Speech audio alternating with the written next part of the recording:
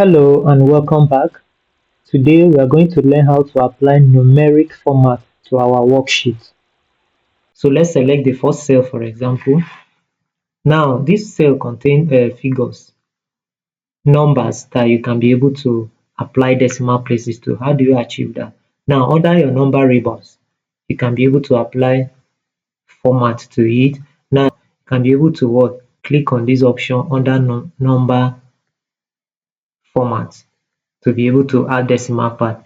If you click on it, it will add one decimal. If you click it twice, to add another decimal. So the more you click it, the more it will be adding decimal parts. So the next one beside this, it is how to decrease the decimal point. So when you click on it, it will be removing the decimal parts that you have what applied to the figures. So this is a way in which you can be able to what format your figures or values in the cell by applying decimal part. You can also as well apply what? Percentage. If I click on percentage format, if I click on percentage now, to convert the figure in there as a percentage figure.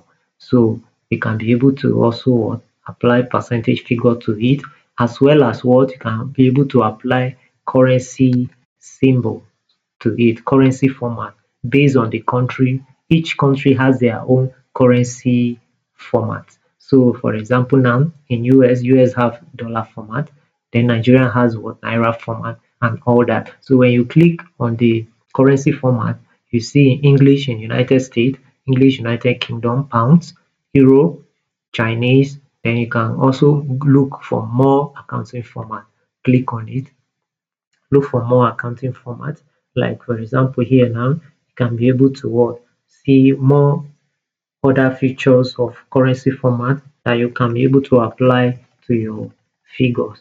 So these are ways in which you can be able to format your figures or numbers in any cell that you have selected in your worksheet.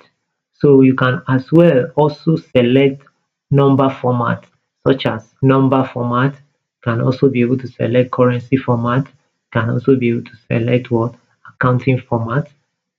To select, there are so many: short date, long date, time, percentage, fractions. These are all formats that you can be able to apply to your numbers in any cell that you have selected in your worksheet. In our next video, I'm going to teach you how you can be able to align all your data in your worksheet in a more readable and organized way for use. Thank you very much. If you like this video, don't forget to give me a thumbs up, subscribe to my YouTube channel, and turn on your bell notification for more videos coming up. See you in the next video, and bye.